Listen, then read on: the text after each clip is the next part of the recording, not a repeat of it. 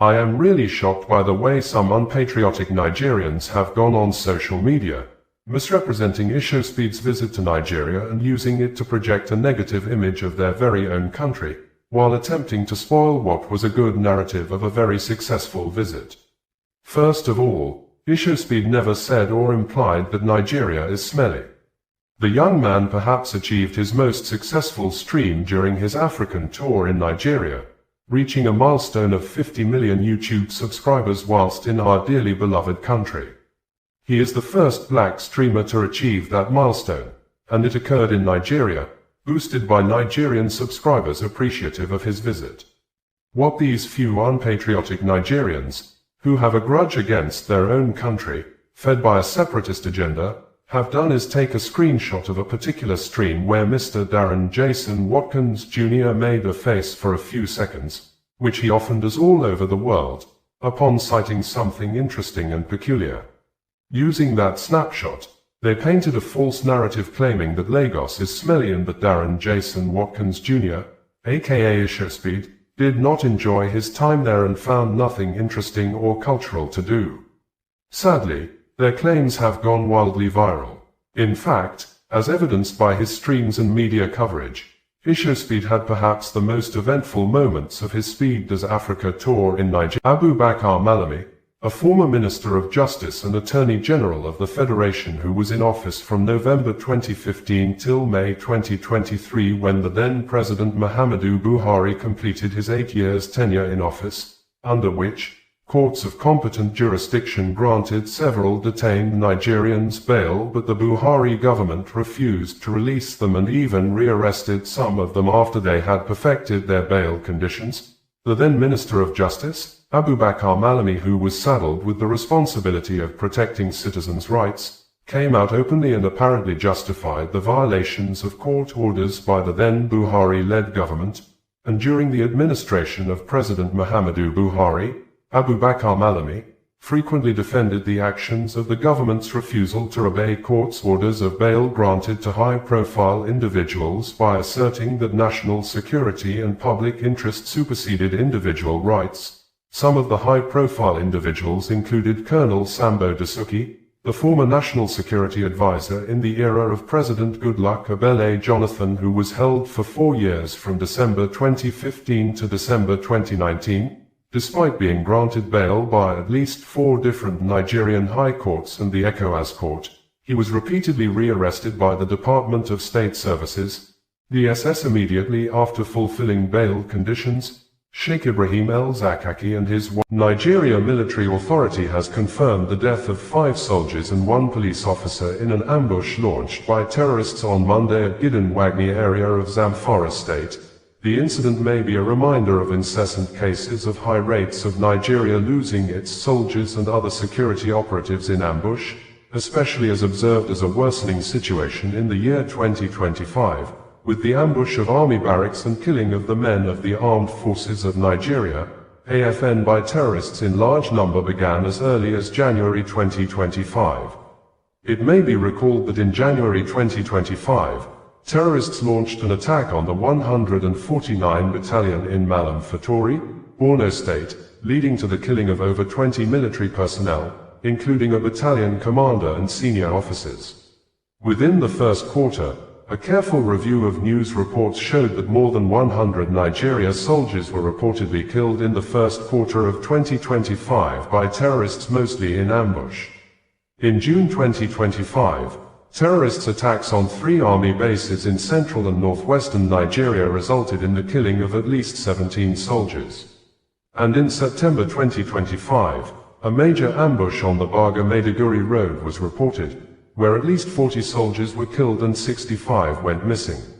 While in October 2025, at least 4 soldiers were killed in a Boko Haram ambush. Peter Obi, the former Anambra State Governor and last presidential candidate of the Labour Party in the Nigeria 2023 general elections, has insisted that the 3 brothers among the 12 persons that died as a result of fire that engulfed the 25-story building of Great Nigeria Insurance House Plaza at Balogun Market in Lagos Island on Christmas Eve, called for help for days with no emergency response from the government under the leadership of President Bola Ahmed Tinubu, saying, the three siblings, Mr. Stephen Onyeka Omatu aged 40, Mr. Casimir Nabuka Omatu aged 39, and Mr. Collins Kenechukwu Omatu aged 37, for days, sent distressing pleas for help while trapped in the building. Yet there were no emergency services to rescue them. Several days passed in the rubble before their bodies were finally recovered,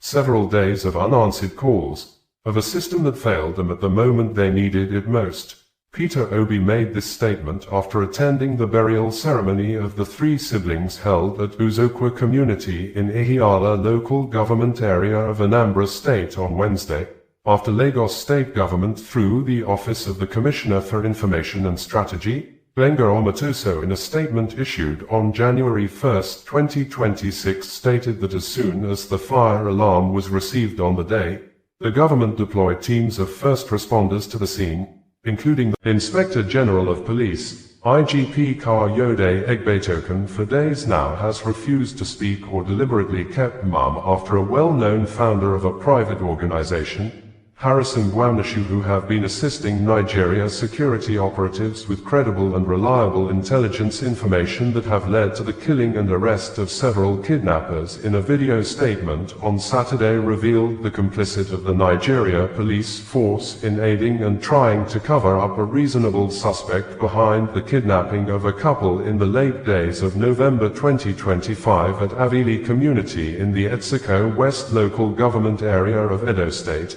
And the reasonable suspect happened to be the younger brother of the man who was kidnapped alongside his wife, which, the kidnappers only set free the wife after a sting operational ransom money of 20 million nairas was given to the kidnappers, with the reasonable suspect fully aware of all arrangements of the top-secret security plans of Harrison Gwamnashu, but decided to make the sensitive security information public even when his elder brother is still held captive by the kidnappers. The reasonable suspect, in a TikTok video live streaming, admitted that he was actually among the people arrested by soldiers over an issue. The reasonable suspect, refused to state. The reasonable suspect, among others, were handed over to the Nigeria police force for the continuation of investigation and possible prosecution. Harrison Gwamnashu, the founder of a registered private organization assisting the Nigeria security operatives with credible and reliable intelligence information that have led to the killing and arrest of several kidnappers in the West Africa country, especially in the South-South geopolitical zone of Edo and Delta states, in a video statement issued via his verified social media account a few hours ago, has said that the family member and a brother of the kidnapped couple who worked with him and his team to deliver the prepared sting operational 20 million nairas ransom to the kidnappers has been arrested alongside his gang members with guns. But, according to Harrison Gwamnashu, immediately the Nigeria police force noticed that he could vividly recognize the suspect as a brother to the kidnapped couple. The Nigeria police force quickly released the suspect and charged other members of his gang arrested in Auchi to court, even when the kidnapping involving the suspect's brother and wife is generating more reactions after the wife was set free by the kidnappers, while the husband, who is the suspect's brother, is still held in captivity till date by the kidnappers, since both were kidnapped in their home at Avili village in the Etsiko West local government area of Edo State in late days of November 2025. According to Harrison Gwamnashu, before the ransom money was delivered to the kidnappers inside the bush, the kidnappers made a phone call to the arrested and quickly set free suspect to give him the exact location to drop. One of the most talked about Islamic preachers in Nigeria, who have had photographs with people suspected to be terrorists terrorizing villages and communities in the northern part of Nigeria when he visited the suspected terrorists in their camps inside forests on the ground of having peace talk with the armed groups. Sheikh Ahmed Abubakar Mahmoud Gumi has described as a terrorist act the United States U.S. military action ordered by President Donald Trump that attacked and killed yet to be ascertained total numbers of ISIS-affiliated Lakurawa terrorists in Sokoto State on Christmas Day. The Islamic cleric called on the people in the villages affected by the U.S. missile strikes on Thursday night to post on social media platforms evidences of damages caused by the U.S. military action. According to Gumi, it is in line with the teachings of Islam for terrorists to be killed, but the killing must be done by people with a clean and holy hands, and not by another terrorist whose hands are stained with the blood of hundreds of thousands of innocent children, women, and men. Just recently, stressing that the US involvement in the fight against terrorism in Nigeria will make the country becomes an enemy of its neighbors, a theater of war, because the involvement will attract the real anti-US forces into the West Africa country, and in a manner that looked like mockery. Sheikh Gumi said, dropping a few bombs here and there cannot tackle the menace of. While many Nigerians were asleep after the 2025 Christmas celebration, the United States, US warship moved close and took position in the territorial Africa waters, then launched missiles at the dead of the night on Thursday into areas predominantly dominated by the Lakurawa terrorists in the Nigeria northwestern state of Sokoto, with President Donald Trump saying many of the terrorists were killed, but the Islamic State of Iraq and Syria, ISIS in the West Africa province, is yet to issue a statement over the airstrikes on the Lakurawa camps in Sokoto, the armed group that is affiliated with the Islamic State Sahel province operating in Mali, Niger, and the Nigeria Kebbi and Sokoto states, whose activities are mostly observed in 5 local government areas of Tangasa, Gudu, Alela, Binji, and Salame in Sokoto state.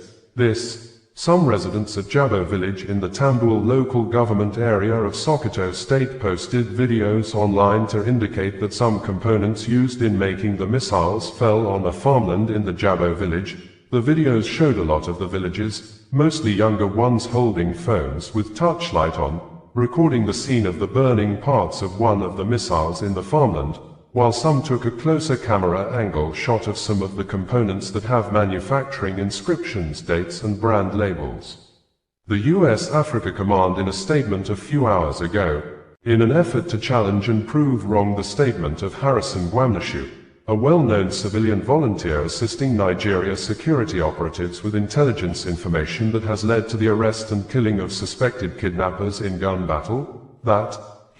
Harrison Gwamnashu, was never arrested or charged to court by the Nigeria police force over the 5.4 million nairas he allegedly removed from the 20 million nairas ransom he was contracted to hand over to the kidnappers for the release and rescue of the married couple kidnapped in Avili community in the Etsiko West local government area of Edo State in late November 2025. A leading Nigeria social media influencer and human rights activist, Martins Vincent Otts aka Veridakman, on Tuesday night took to his social media pages and presented an apparent questionable court document, probably with malicious intent to manipulate and mislead unsuspecting members of the public in order to malign the character of Harrison Gwamnashu. In the court document presented by Veridakman, the alleged charge serial numbers were covered with a colored ink. No date of court sitting was written on the court document. The document indicated that the alleged 3-count charges were drafted and signed on the 18th of December 2025,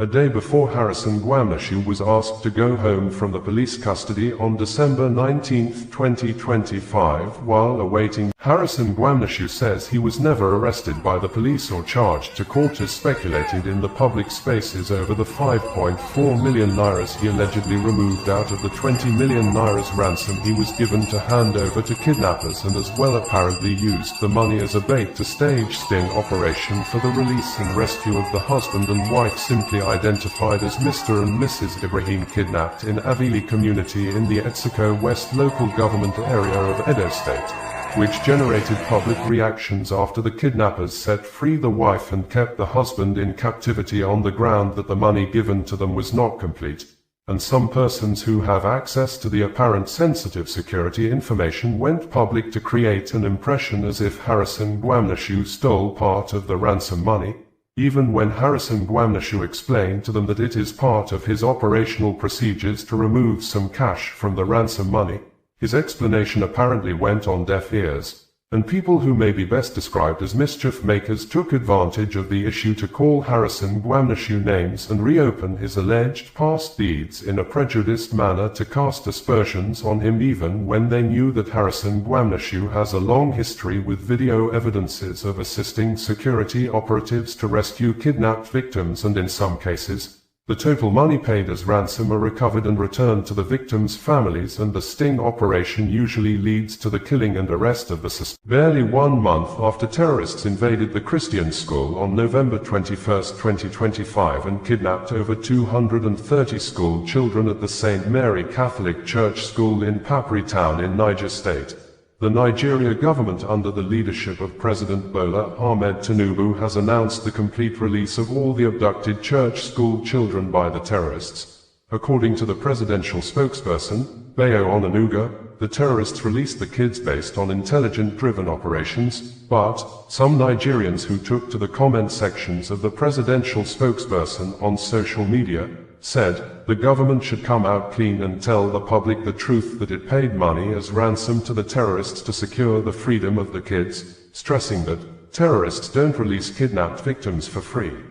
Bayo Onanuga, the presidential spokesperson, had said in a statement he issued and made available yesterday that the remaining 130 school children abducted by terrorists at St. Mary's Catholic School in Papri, Niger State, on November 21st, have now been released.